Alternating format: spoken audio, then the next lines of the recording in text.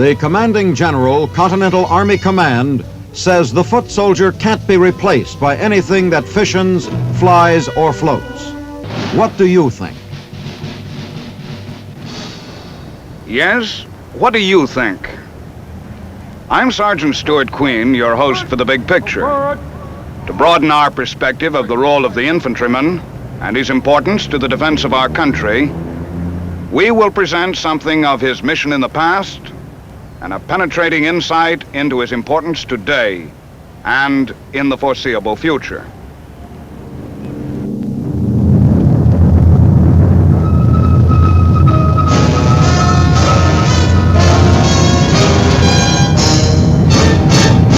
The United States Army presents The Big Picture, an official report produced for the armed forces and the American people.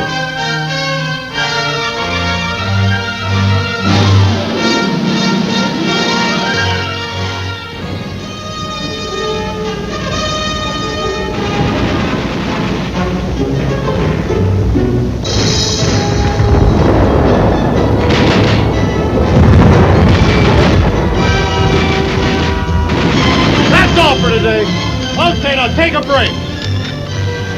The cook will be here in about 10 minutes.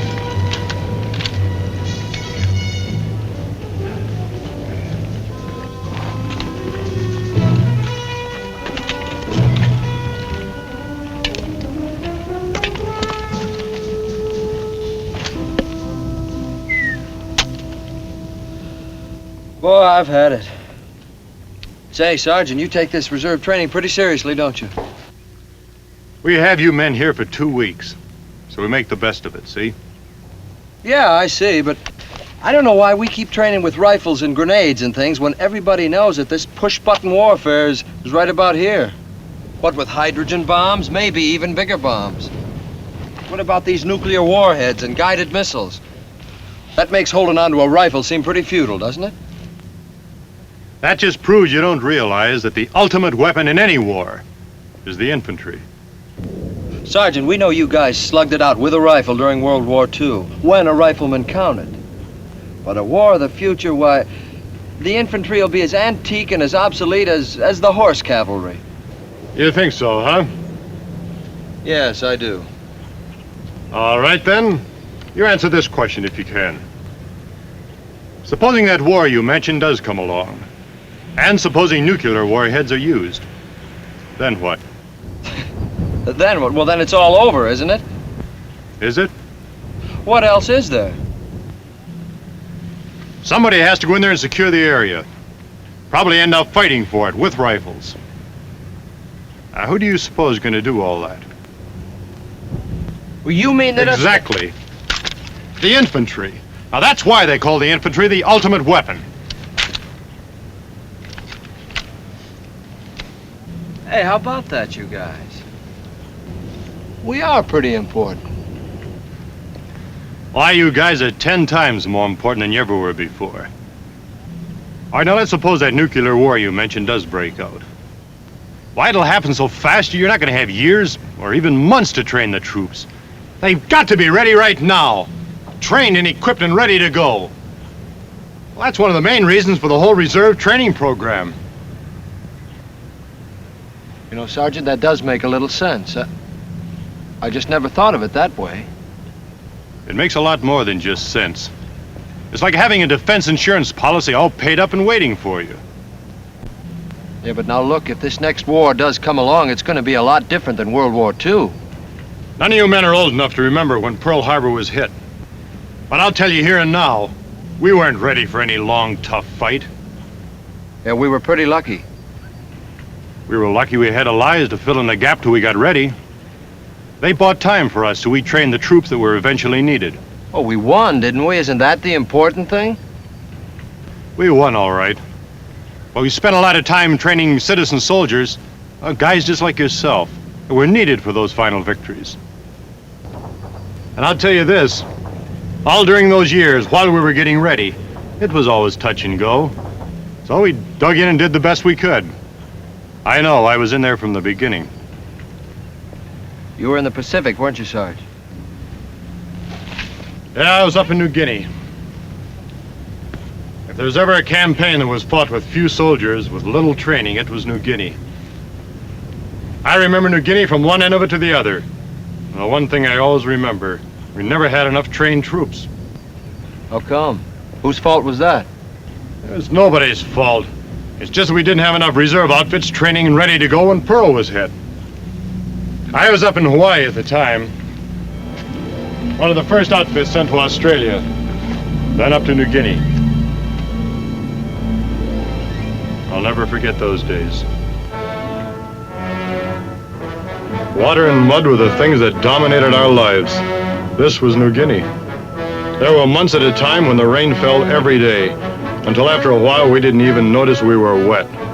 We lived with it all day and bedded down in it at night.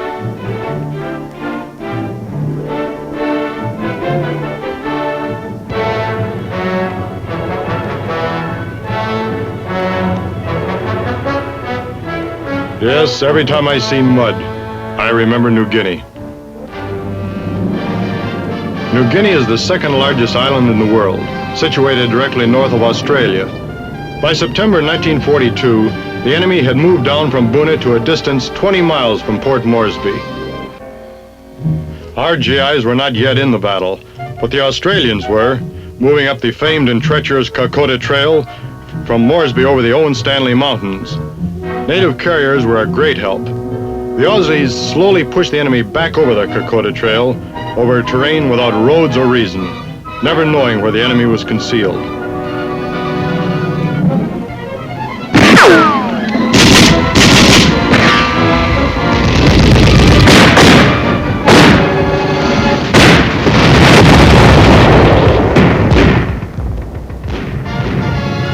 The problem of supplying the Australian troops in the Owen Stanley mountain range, which ascends to 14,000 feet, was solved only by air.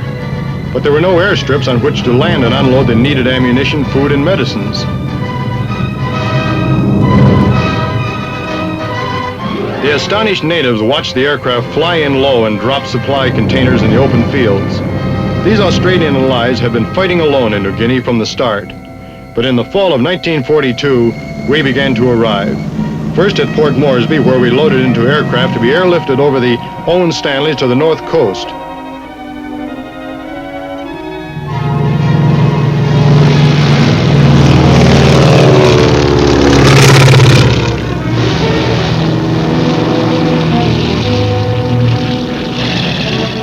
We landed on a strip the Australians had taken from the enemy a short while before.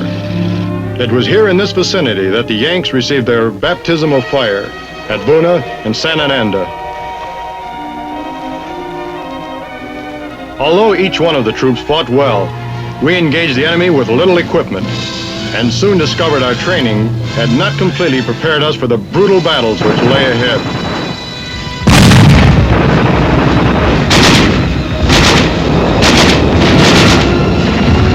Sometimes we found ourselves with our backs to the sea, when the tide of battle would suddenly change.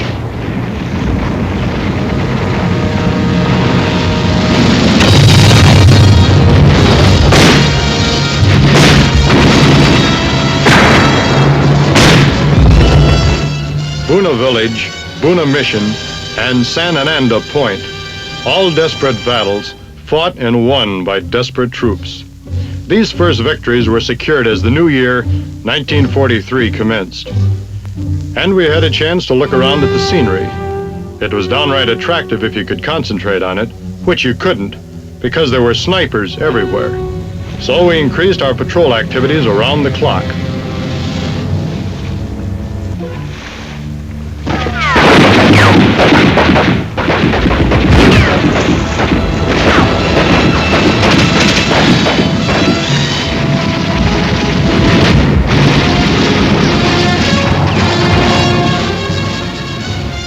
Since there were no roads of any consequence along the north coast of New Guinea, and since the jungle grew in a stubborn tangle right down to the beaches, we started to leapfrog from shore to shore westward by small craft and rubber boats.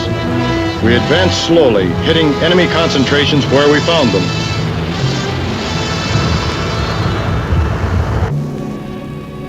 After losing Buna, The enemy loaded 15,000 troops into ships and headed for New Guinea and us. The Allied air forces spotted the convoy in the Bismarck Sea.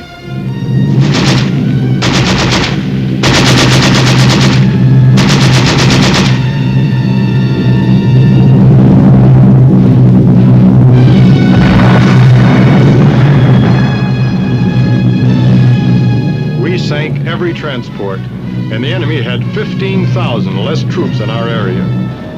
The Air Force was also softening up our next objective, westward from Buna, the Lae-Salamaua sector.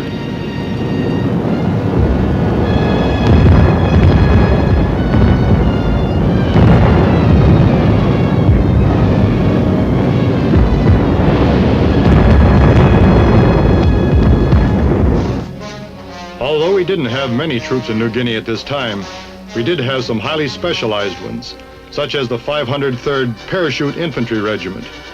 The jumpers were thoroughly trained in parachute techniques. They packed and carried what they needed for combat.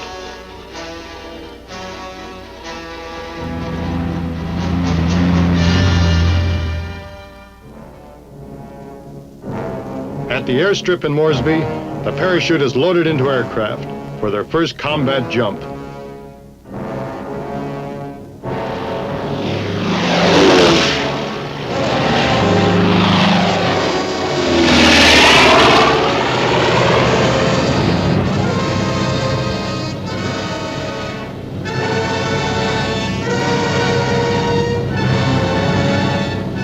The objective of the parachutists was to seize the airstrip in the Markham Valley, a few miles inland from Salamaua.